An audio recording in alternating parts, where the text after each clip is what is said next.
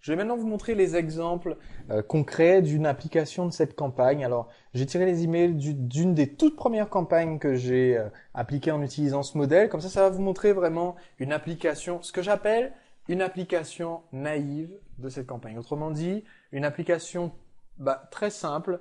J'ai suivi le modèle de façon un petit peu détachée, mais c'est pour vraiment vous montrer au fil des modules qu'on peut appliquer la campagne sans faisant copier-coller, sans l'adaptant beaucoup à notre style personnel. Et donc, il y a eu des fois où j'ai exécuté cette campagne en faisant les copier-coller des fichiers d'exemple que vous avez, vraiment en les faisant tel quel. Et il y a eu des fois où j'ai beaucoup plus personnalisé, il y a beaucoup plus mon ton dans les emails. Donc, c'est à vous d'adapter, mais l'essentiel, c'est de l'appliquer. La campagne marche beaucoup mieux si on se contente de la copier-coller que si on attend en se disant zut, il faut que je rédige des tartines. Donc l'exemple que je vais vous donner, effectivement, j'ai rédigé des tartines à l'époque, mais cette campagne aurait tout aussi bien marché si j'avais fait des emails beaucoup plus simples, beaucoup plus courts. Okay. Donc maintenant, voyons ensemble cette campagne. Le premier email, l'email numéro 0, correspond à notre coup de semonce. Et ce coup de semonce, je l'ai intitulé « Cette fois, je dis tout, l'incroyable destin de Sébastien, coach en séduction ». Et donc, c'est l'équivalent de l'email que je vous avais donné en exemple, qui sert tout simplement à dévoiler à notre prospect les enjeux sur notre marché et qui sert à dévoiler à notre prospect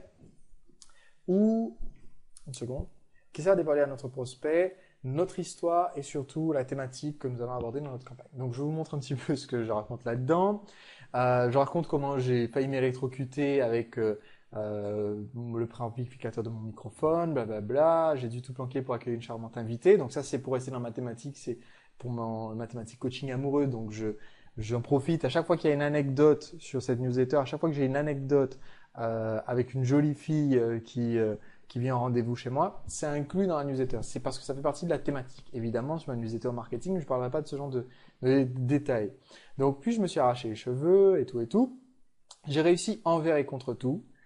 Le premier podcast est en ligne. Vous allez entendre mon parcours. Et ici, chose intéressante, surtout quand on parle ensemble dans cette formation persuasion par email, de créer une relation avec les prospects, c'est à partir de cet email dans la séquence où je leur dis, on considère ce moment comme un tournant dans notre relation, celui où on traverse définitivement la limite du passage sans retour de la frontière des pipeaux, des faux semblants et des légendes urbaines. C'est à partir de ce mail que dans la séquence, je commence à tutoyer mon prospect. Alors, il s'agit ici d'un prospect qui, en général, est un jeune homme qui vient de terminer ses études ou qui est un jeune actif, premier boulot. Je connais mon client, d'accord? Et donc, qui est quelqu'un que je vais tutoyer en général par la suite dans ma séquence email. Donc, c'est à partir de ce moment-là que je commence à tutoyer. Et c'est à partir de ce moment-là aussi que je commence à terminer mes emails par ton ami Sébastien, puisque j'ai révélé mon histoire et j'explique que je suis comme eux. Voilà. Donc, c'est pour vous montrer que quelquefois, il faut faire un pivot parce qu'on ne peut pas nécessairement commencer à tutoyer tous nos prospects dès le début, parce qu'on ne peut pas commencer à avoir un ton trop personnel nécessairement dès le début, et qu'après avoir raconté mon histoire personnelle, montré que je suis comme eux et qu'on est dans le même bateau, là, ça devient logique pour moi de commencer à les tutoyer. Donc, ici, je mets en relation mon mail avec ce qui s'est passé avant, mon article de ce week-end. Je leur raconte un petit peu qu'il y a eu un torrent de réactions et qu'il y a des gens qui ont eu une réaction négative. Donc, j'ai tiré de cette anecdote une leçon qui s'appelle en séduction. Et ensuite, donc, vous le verrez dans le PDF. Hein. Je ne vais pas vous le lire en entier quand même. Mais donc, ici, mon objectif avec ce podcast et avec cet email, c'est de faire un tri parmi les gens qui sont abonnés à cette newsletter. Et je voudrais revenir sur ce concept, c'est très important. Tous les gens qui vont s'inscrire à votre newsletter ne sont pas forcément des bons prospects. Ça existe, il y a des mauvais prospects, et il y a des mauvais clients. Il y a des gens que vous ne devriez pas avoir dans votre clientèle. Là, en l'occurrence, je vends un service de coaching en séduction, mais moi, j'ai un parti pris très précis.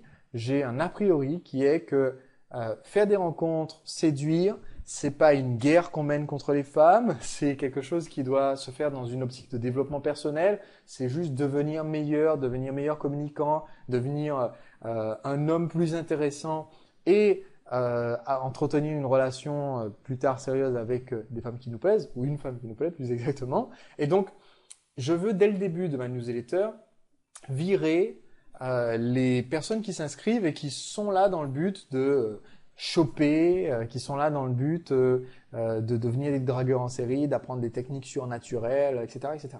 Donc, c'est pourquoi j'ai choisi comme thématique, cette thématique pour mon podcast. C'est pourquoi je reviens en long et en large dans ce mail sur le fait que je suis pas un être humain, que vos résultats dépendent entièrement de votre capacité à vous engager envers vous-même, etc., etc. Donc, je vous explique très rapidement pourquoi je prends ce parti pris dans cette newsletter. C'est pour faire le tri. Donc, je leur donne le podcast. Je leur dis, c'est l'histoire d'un garçon qui a vécu, qui est comme vous, en fait. Et je leur dis ici, exactement comme dans le fichier d'exemple, soyez patients si le fichier prend un peu de temps à charger. Je leur dis que voilà, on est déjà plus de 1300 dans la newsletter. Donc ça, c'est à l'époque quand j'ai envoyé. Maintenant, on est plus de 100 000 dans cette fameuse newsletter. C'est la même. En attendant, vous pouvez écouter mon histoire ici. Ensuite, je mets une partie d'article au sujet des réactions qu'il y a eu sur le précédent article que j'avais publié, avec une petite image. Alors, dans la formation, je reviendrai dans un autre module sur ce point, mais c'est très important. De temps en temps, on va insérer une image dans un mail, surtout au début de votre séquence. Il y a un intérêt tout particulier à insérer une image dans les emails.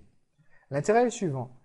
Dans l'image, vous allez mettre en propriété de l'image, dans votre logiciel de mail, vous allez mettre en propriété de l'image, dans l'attribut description, activez les images pour voir cette photo, par exemple. Activez les images dans vos emails pour voir cette photo. Activez les images dans votre logiciel de mail pour voir cette photo. Pourquoi est-ce que vous faites ça? Parce que vous voulez que les gens inscrits à votre newsletter prennent le maximum d'actions possibles qui prouvent à leur fournisseur de mail que vous êtes vraiment quelqu'un auquel ils s'intéressent. Autrement dit, quand je mets l'image, donc je vous montre comment on fait dans Word, mais dans un logiciel de mail, c'est à peu près la même chose. Donc je vous montre comment on fait dans Word. Ça va se trouver, si je ne fais pas erreur, dans format de l'image, texte de remplacement. Et donc, c'est soit texte de remplacement, soit description, soit alt, soit titre, selon le logiciel que vous utilisez. Ici, je vais mettre afficher les images dans votre logiciel de messagerie pour voir cette photo. Je fais quelque chose comme ça. Et qu'est-ce qui va se passer quand jean-claude@gmail.com, qui vient de s'inscrire à ma newsletter, voit ceci? Il va cliquer sur afficher les images. Eh bien, Google Mail va se souvenir que Jean-Claude est suffisamment intéressé par mes newsletters pour cliquer sur afficher les images. Et donc, pour Google Mail, je viens de marquer un point positif qui indique que je ne suis pas un spammer et que Jean-Claude veut vraiment recevoir mes emails. C'est bon signe et c'est comme ça qu'on entretient notre délivrabilité des mails, c'est-à-dire le taux des personnes qui vont recevoir nos emails. Je continue par la suite. Donc là, c'est l'article qui continue. Voilà. Avec un récapitulatif des conseils. Je leur rappelle qu'il faut aller écouter le podcast. D'ailleurs, je profite pour vous rappeler à vous que un mail ne sert à rien s'il n'y a pas un appel à l'action. Et un appel à l'action, c'est un verbal impératif qui leur dit quoi faire. Ici, je leur dis allez écouter mon podcast. D'accord? Cliquez ici pour écouter le podcast. Ça, ce sont des appels à l'action. N'hésitez pas à faire ceci, cela. Ce n'est pas un appel à l'action. Parce que le seul verbe à l'impératif dans ce cas-là, c'est hésiter. Pas une très bonne façon de motiver les gens. Donc, un dernier point que je vais vous montrer dans ce mail, c'est le PS. PS, j'ai une question pour vous remercier de faire partie de l'aventure Séduction by Night. Plus d'informations demain. Et voilà mon coup de semonce. J'annonce que demain, je vais envoyer un mail pour les remercier de faire partie de l'aventure et que ce mail risque de s'intituler « Merci », qu'ils ne peuvent pas le rater. Pourquoi? Parce que je veux augmenter leur intérêt pour le fameux email que j'enverrai demain, qui, évidemment, est l'email commercial. Observez bien que dans mon coup de semonce, je ne leur ai surtout pas dit « PS, demain, j'ai quelque chose d'intéressant à vous vendre. Mon mail s'intitule « Merci » et vous pourrez passer commande de tel produit. » Je ne dis surtout pas ça parce que envoyer un mail à quelqu'un disant « Demain, je vous proposerai une réduction, demain, je vous proposerai un bonus quand vous achetez, etc. etc. » c'est équivalent de leur dire « Écoutez, demain à telle heure, vous allez avoir l'occasion de m'écouter, vous saouler avec mon processus de vente. Est-ce que ça vous intéresse? » Et la réponse est évidemment non. Dernier détail que je vais vous montrer concernant ce mail, cet autre PS. J'ai maintenant une belle brochette de vos questions à traiter. En fait, dans l'email précédent, je leur ai demandé de me poser leurs questions. Et je vous rappelle qu'on fait ça régulièrement entre nos campagnes. Ça permet de savoir quelles sont les objections de nos prospects. Ça permet d'interagir avec eux. Et surtout, le fait ici de leur demander, je leur ai demandé soit de le faire sur le blog, poser leurs questions, soit de le faire par mail. Le fait de demander aux prospects de répondre aux emails de la newsletter, c'est un point positif de marquer aussi. C'est comme cliquer sur les images. Quand Gmail voit que Jean-Claude a fait répondre à Sébastien Knight, ça veut dire que Sébastien Knight est dorénavant ajouté dans ses contacts. Et donc je suis dans ses contacts, donc je suis une vraie personne. Donc je ne suis pas un spammer. Donc c'est bon signe, je viens de marquer encore un point pour que mes emails ne passent pas en spam. Voilà donc pour ce premier email de la campagne qui est le plus long de ce que je vais vous montrer. Maintenant passons au premier mail qui vend le produit. Donc ici, il s'agit d'un mail qui provient d'une autre campagne. Je propose ici les DVD, mais le mail qui vendait les ateliers était très similaire. C'est juste que dans les archives, j'ai pas réussi à remettre la main dessus, puisque à l'époque, ma newsletter n'était pas sauvegardée et j'étais malheureusement pas inscrit dessus. Et oui, j'étais pas inscrit sur ma propre newsletter, donc j'avais pas réussi à retrouver ce premier mail. Donc ici, le titre, mon cadeau pour vous dire merci. Et ici, tout simplement, je leur explique que ils peuvent recevoir les DVD, pour un prix minuscule. Donc ici, c'était une offre spéciale de type réduction. Je vous ai expliqué pourquoi c'est pas le mieux, c'est pas le top à faire en termes d'offres spéciales.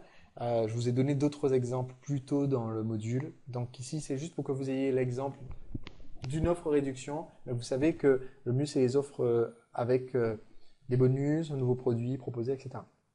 Donc j'ai mis en ligne une vidéo.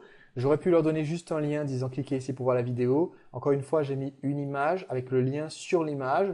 Et vous connaissez le principe, c'est juste pour que les gens, premièrement, voient le bouton play. Alors j'ai une petite astuce pour vous. En plus du fait que ça vous permet de ne pas être classé en spam, le fait, quand vous proposez une vidéo, de donner un bouton qui contient un bouton play, si possible quelque chose qui ressemble même à la vidéo avec un bouton play. Donc vous faites une capture d'écran de la vidéo avec le bouton dessus. Ça augmente le taux de clic. Ça augmente le nombre de personnes qui vont cliquer. Parce que certaines personnes vont penser que le bouton play marche dans leur lecteur de mail. Et donc ils vont cliquer sur play. Et évidemment, ça va ouvrir votre page avec la vidéo. Mais du coup, vous avez davantage de gens qui cliquent et qui découvrent votre offre. Donc je récapitule. Si vous en avez marre de ne pas oser faire le premier pas, etc., etc. Si vous voulez connaître l'art du flirt, alors ces DVD cours de séduction sont faits pour vous. J'ai travaillé tous ces problèmes et tout et tout. Alors, notez que cette campagne, cet email précis pour les DVD, date de 2 ans plus tard que la campagne au sujet des ateliers de séduction. D'accord? Je tiens à faire cette précision maintenant parce que cet email, je l'ai pioché donc dans une campagne où j'ai copié-collé. C'est les mêmes mails, mais cette fois-ci, je parlais des DVD. Et les prochains emails que je vais vous montrer viennent de la première campagne que je vous montrais au sujet de l'atelier. D'accord? Et vous allez voir que la transition que je fais à la fin de la campagne de l'atelier, c'est la transition pour le tout premier DVD que j'ai sorti. Donc c'est intéressant de voir ici que je fais 2 ans plus tard une offre pour les DVD en utilisant la même campagne. Mais en fait, à la fin de l'offre des DVD, je fais une transition vers encore un autre produit. Et à chaque fois, on fait toujours le pivot entre la campagne et la prochaine campagne. Donc voilà, bon. Il y a rien de bien spécial dans cet email, c'est vraiment la copie conforme de l'email que je vous ai donné en exemple, en modèle à réutiliser. Maintenant, passons aux emails suivants de cette campagne pour que vous voyez comment j'ai fait le pivot avec la campagne suivante.